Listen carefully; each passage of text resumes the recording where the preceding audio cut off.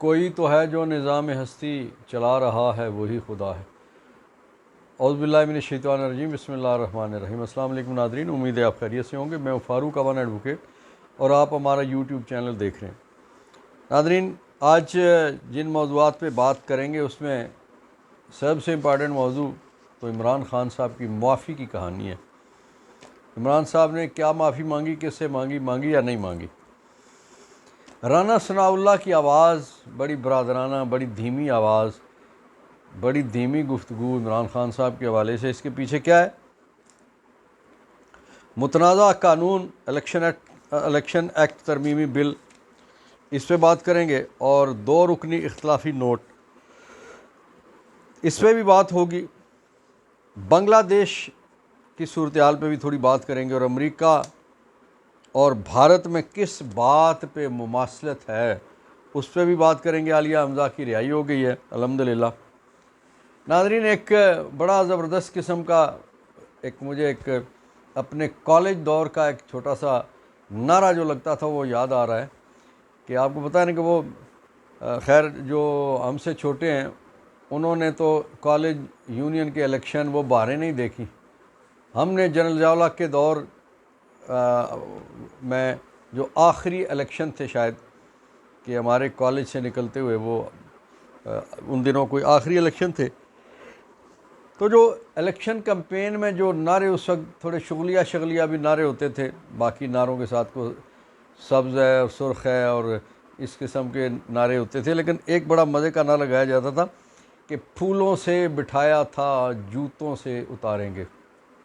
अच्छा, ये नारा इस वक्त सच साबित हुआ, सादिक आया बांग्लादेश की हसीना वाजिद पे कि जिन्हें बाबाए कौम, बंगालियों के बाबाए कौम जनाब शेख मुजीबुर रहमान, उनकी साहबजादी होते हुए उन्हें बड़े अदब एहतराम से लाया गया था और उन्हें इक़्तिदार दिया गया। और फिर वो इक़्तिदार पे काबिज़ हो गई और उससे चिमट गई और गासिब बन गई। वो भूल गई कि कोई अल्लाह भी है। वो कहते हैं ना कि इससे पहले भी एक शख्स यहाँ तख्त नशीं था, उसको भी खुदा होने का इतना ही यकीन था। तो ये तख्त मिलता है तो बंदा बस वो समझता है कि शायद मैं ही हूँ, ऊपर कोई रब की ज़ात कोई नहीं है, लेकिन रब की ज़ात है जो सब की ज़ात है। और वो उसका जो अपना मामला जब शुरू होता है, उसकी जब खूबसूरत तकसीम है, जब वो अदल करना शुरू करता है तो फिर अदल करें थे थर थर कंबन ऊँचियाँ शाना वाले। ऊँचियाँ शाने वालों के साथ पता नहीं क्या होता है। अब नाजरीन, जो बांग्लादेश में हसीना वाजिद साहिबा के भागने के बाद 2 बड़ी ज़बरदस्त बातें हुई हैं। एक तो ये है कि अमेरिका ने उनका वीज़ा मनसूख कर दिया। सिर्फ वीज़ा मनसूख नहीं किया, अमेरिका ने जो लोगों के साथ इंसानी हुकूक की जो खिलाफवर्जियाँ हुई हैं उनके हवाले से तहकीकात का मुतालबा कर दिया। दूसरी तरफ बरतानिया ने इनको सियासी पनाह देने से, अज़ालम देने से इनकार कर दिया है और मजबूरन उन्हें अभी भारत में ही रुकना पड़ रहा है। मैं ये समझता हूँ कि जितना अरसा वो भारत में रहेंगी उन पर मज़ीद लान तान और वो तुफ़ और तुत्कार होती रहेगी। उसकी वजह यह है कि इस वक्त जो माहौल वहाँ पे बना हुआ है वो भारत के बहुत ज़्यादा मुखालिफ माहौल बना हुआ है। पार्लियामेंट तहलील हो चुकी है और वहाँ के जो खुफिया एजेंसी के जनरल साहब, उनका भी नाम में ज़िया आता है, वो भाग रहे थे। वो तैयारे में बैठ चुके थे, तैयारा जो था रनवे पर दौड़ रहा था, टैक्सी कर रहा था और उस तैयारे को उड़ान भरने से पहले रोक लिया गया और तैयारे को रोकने के बाद उन जनरल साहब को उतार के सीधा ढाका वाली छावनी में ले जाया गया और उन्हें बंद कर दिया गया। इसी तरह से एक और वफाकी वज़ीर जो भाग रहे थे उनको भी इतलात ये हैं कि उनको भी गिरफ़्तार कर लिया गया। नाज़रीन, जो मैंने कहा था कि अमेरिका और भारत में मुमासलत क्या है, अमेरिका और भारत में इस वक्त मुमासलत यह है कि अमेरिका, जिन्होंने अशरफ गनी को अपना एक क्या कहना चाहिए कि पपेट बना के तो अफ़गानिस्तान में बिठाया हुआ था, वहाँ के मज़लूम बेचारे जो गरीब और लुटे पुटे और 30-40 साल से जंग में पड़े हुए और मार खा रहे थे, कोई वसाइल नहीं थे, कोई सनत नहीं थी, कुछ नहीं था, कोई बिजली नहीं, कोई और वसाइल नहीं, कोई ज़राए कोई नहीं। वहाँ पे अशरफ गनी को बिठाया हुआ था। लेकिन जब असल लोग वापस आए, जिन्हें तालिबान कह लें आप, अशरफ गनी को वहाँ से भागना पड़ा। और आपको पता है कि फिर भाग के वो कहाँ गए। ये अमेरिका की सबसे ज़्यादा उसमें सुबकी थी, और साथ ही वहाँ पे जो ज़िल्लत और रुसवाई अमेरिका को देखनी पड़ी, उस ज़िल्लत और रुसवाई में अगर 70% हिस्सा उनका था, 30% भारत का भी था। उसकी वजह यह है कि उन्होंने 50 के करीब कौंसल खाने पाकिस्तान की सरहद के करीब हर बड़े शहर, छोटे शहर, गाँव में खोल रखे थे, जासूसी के लिए, बाकी मामलात के लिए, दहशत गर्दी के लिए। तो इसलिए उन्होंने जितना इन्वेस्ट किया हुआ था अफ़गानिस्तान पे, वो सारे का सारा गारत हुआ, अकारत गया, और तालिबान वहाँ हुक्मरान हो गई। इसी तरह से भारत ने गुज़श्ता 50 सालों में बांग्लादेश में जो कुछ इन्वेस्ट की हुई थी अपनी सियासत, वो सारी की सारी गारत गई कि जब छोटे छोटे मासूम बच्चे 20-20, 15-15, 18-18, 22-22, 25 साल वाले मासूम बच्चे, तालिब इल्म और नौजवान उठे, और उन्होंने उस गासिब हुकूमत जो 15-16 साल थे मुसलसल वहाँ बैठी हुई थी, हज़ब इख्तिलाफ की लीडर खालिदा ज़िया साहिबा को जेल में डाल दिया गया था। और ऐसा जैली इलेक्शन जो 8 फरवरी के बाद जो 9 फरवरी की सुबह से जिस तरह से नतीजा बनाना शुरू किया था, ऐसे इलेक्शन के तौर पे हुकूमत आई थी, और बिल आखिर उस हुकूमत को जाना पड़ा। छोटे छोटे लड़कों के हाथों वो हुकूमत गई। हसीना वाजद अपना आखिरी बना हुआ खाना नहीं खा सकी। उसने ख्वाहिश जाहिर की कि आखिरी रिकॉर्ड करवाने दी जाए। गाड़ी रिकॉर्ड करने वाली, नशर करने वाली गाड़ी उनके घर के बाहर आ चुकी थी, लेकिन तकरीर रिकॉर्ड नहीं हो सकी, और उन्हें वहाँ से भागना पड़ा। उन्हें कहा गया कि आप फौरी निकले, वरना पता नहीं आपके साथ क्या हो जाए। और वरना उसके बाद ये होना था कि लोग घर में घुसे, घर तोड़ा फोड़ा, लूट लिया, और उसको आग भी लगा दी। शायद अगर हसीना वाजद मौजूद होती तो पता नहीं इस वक्त उनकी चिता के साथ क्या हो चुका होता। नादरीन, मोदी की एक बार फिर सुबकी हुई। इससे पिछली जो सुबकी थी, एक तो इलेक्शन में ऐसे धड़ाम से उसका नज़रिया नीचे आया, और बड़ी मुश्किल से बाकी जमातों के साथ मिल के उन्होंने इक़्तिदार इस वक्त संभाला है। वरना कांग्रेस ने और कुछ और जमातों ने मिल के, और मुसलमानों ने और ईसाइयों ने और सिखों ने उनकी वहाँ पे बैंड बजा दी थी। बहरहाल ये है कि वो हुकूमत बनाने में मुश्किल से कामयाब हो गए। वहाँ उनकी सुबकी, और उससे जो ज़्यादा सुबकी हुई थी कि जब सिख रहनुमा उन्होंने मुख्तलिफ़ जगहों पे, ख़ास तौर पे कनाडा में कत्ल करवाना शुरू किए, तो जिस तरह से कनाडा ने इनके ऊपर डायरेक्टली बमबारी की और गोलाबारी की, और निशाना बनाया भारत को और मोदी को, और कहा गया कि ये कातिल हैं और ज़ालिम हैं, और ये दूसरे मुल्कों में जाके अपने लोगों को मरवाते हैं। तो ये उस वक्त मोदी की सुबकी थी। और यहाँ जो मुमासरत अमेरिका और भारत दोनों के लिए, अफ़गानिस्तान में भी और उसके बाद बांग्लादेश में भी, इनको इंतहाई ज़िल्लत का सामना करना पड़ा। नाज़रीन, आलिया हमज़ा अल्हम्दुलिल्लाह 15 महीनों के बाद रिहा हो गई हैं, और जस्टिस नजफी साहब ने कहा कि 29 अगस्त तक उन्हें गिरफ़्तार ना किया जाए।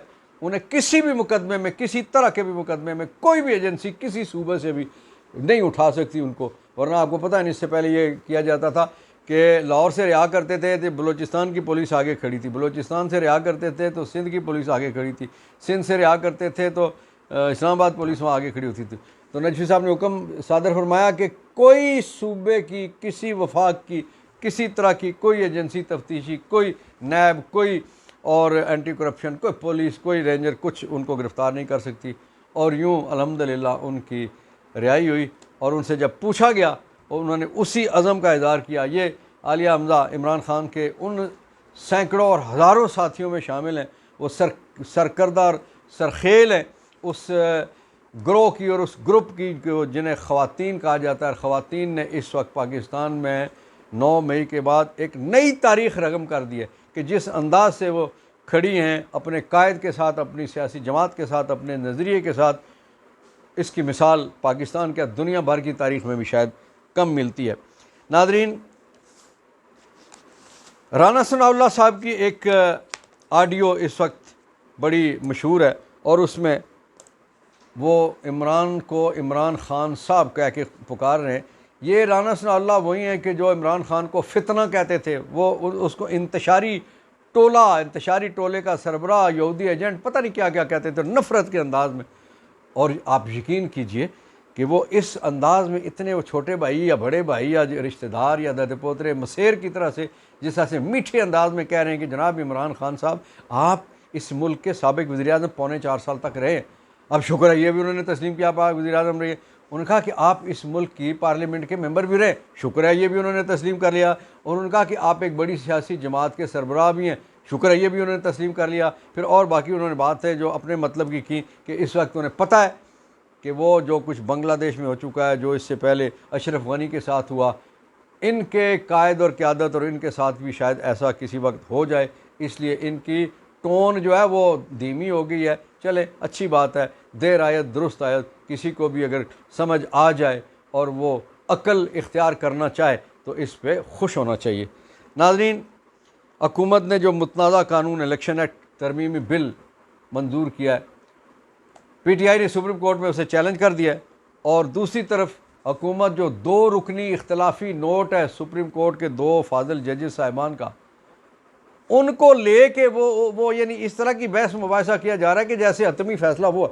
और खुदा के बंदो, 13 रुकनी बेंच था, उसमें सिर्फ 2 रुकनी के ये इख्तलाफ आए हैं और बाकी जो फ़ैसला मजमूई तौर पर अक्सरीती था, और अक्सरीती उस फैसले के अलावा जो 11 रुकनी जज बेंच था, उन्होंने ये कहा कि PTI कल भी सियासी जमात थी, आज भी और आइंदा भी रहेगी। तो ये 2 रुकनी इख्तलाफी नोट को ले के इस कदर डंडोरा पीटा जा रहा है। इनको अकल नहीं है, इनको शऊर नहीं है, इनको कानून का नहीं पता। इन्हें कोई अल्लाह करे कि कोई समझा दे या इन्हें कोई समझ कहीं से आ जाए कि खुदा के बंदो, जब अक्सरीती फ़ैसला होता है तो जो अक्सरीती फ़ैसला है वो उसका निफाज होता है। जो अकलीती कोई इख्तलाफी नोट होता है, 1 रुकन का हो या 6 अरकान हो, वो इख्तलाफी नोट ही कहलाता है। वो कहते हैं ना, इख्तलाफी नोट और जाली नोट एक जैसे ही होते हैं, दोनों चलते नहीं, दोनों की वक़्त और हैसियत कोई नहीं होती, उन्हें माना नहीं जाता। तो ये 2 रुकनी इख्तलाफी नोट को लेके इस वक्त पता नहीं है कितना शोर मचा रहे हैं। बहरहाल इसकी कोई वक़्त नहीं है और ये जो तरमीमी बिल है इसको सुप्रीम कोर्ट ऑफ पाकिस्तान उठा के फेंक देगी। नाज़रीन, हमने कहा था कि इमरान खान साहब की माफ़ी के चर्चे हैं। वो माफ़ी क्या माफ़ी है? इमरान ने किससे माफ़ी मांगी, मांगना चाहते हैं, नहीं मांगना चाहते, और वो कौन माफ़ी मांगना चाहता है? इमरान खान साहब से आपको पता है कि जेल में वैसे तो इन्होंने बड़ी कोशिश की थी कि कोई भी ना मिलने पाए, लेकिन यह है कि अदालत के हुक्म पे जो भी पेशी होती है उस पर जब ट्रायल होता है तो फिर इमरान खान साहब से मुलाकात नहीं, बल्कि वो ट्रायल के हवाले से सहाफ़ियों को कुछ को इजाज़त मिली हुई है। बड़े जो चैनल या बड़े अखबारात के सहाफ़ी हैं वो जाते हैं और वहाँ पे मुलाकात करते हैं। फिर गैर रस्मी गुफ्तगू में इमरान खान साहब बात करते हैं। इमरान खान साहब से ये कहा गया, माफ़ी वाली बात उन तक पहुँचाई गई कि DGI SPR ने कहा कि माफ़ी मांगे।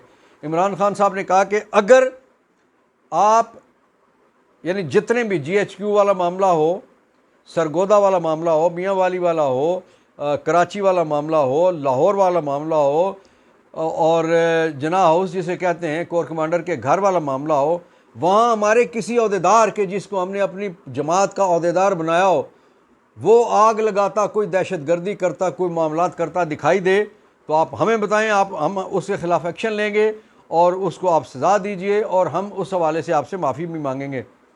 लेकिन उन्होंने कहा ऐसा नहीं है, आप वो वीडियो फिल्में क्यों नहीं लाते सामने? इमरान खान साहब ने कहा कि DGI SPR साहब, अगर बाकियों की इज़्ज़त है तो क्या मेरी इज़्ज़त नहीं है? मुझे जिस अंदाज से 9 मई को जिस अंदाज से इस्लामाबाद हाई कोर्ट से गिरफ़्तार किया गया था, रेंजर ने उठाया, मुझे धक्के दिए, मुझे ज़ख्मी किया, मेरे कॉलर से पकड़ा, गिरेबान से पकड़ा, मेरी तजलील की, मेरे वकला को, मेरे साथियों को ज़ख्मी किया, हाई कोर्ट को तोड़ा, जिसे सुप्रीम कोर्ट ने कहा कि ये गिरफ़्तारी गैर कानूनी थी। तो क्या आपके अलावा किसी और की इज़्ज़त नहीं है? ये इमरान खान साहब ने बड़ा दो टोक मौक़िफ़ इख्तियार किया और ये मौक़िफ़ उनका पहले दिन से यही मौक़िफ़ है कि आप कमीशन बनाइए, जो लोग आग लगा रहे, जो दहशतगर्दी कर रहे, वो कैमरे, जो पहला जो बंदा अंदर दाखिल होता है, जो नारा मारता है, जो डंडा मारता है, जो आग लगाता है, उसको ज़रूर दिखाइए। लेकिन वो सारी वीडियोस गायब की हुई हैं और ये सिर्फ़ एक डंडोरची एक तबका है जो ज़र्द सहाफ़त वाले या पीले लिफाफी जो सहाफ़ी हैं, वो एक तासर देने की कोशिश कर रहे हैं कि इमरान खान साहब माफ़ी मांग रहे हैं। इमरान साहब कोई माफ़ी नहीं मांग रहे, वो इस बात पे बज़िद हैं और दुरुस्त तौर पे अपने उस मौक़िफ़ पे खड़े हैं कि जिसने ज़्यादती की है उसको माफ़ी मांगनी चाहिए। अगर हम ज़्यादती पे हैं तो हम माफ़ी मांगेंगे, आप ज़्यादती पे तो आप माफ़ी मांगेंगे। इंशाअल्लाह कुछ घंटों बाद आपसे दोबारा नए मौज़ूआत पे बात होगी। फ़ारूक अवान को इजाज़त दीजिए। पाकिस्तान ज़िंदाबाद, फ़लस्तीन कश्मीर पाइंदाबाद।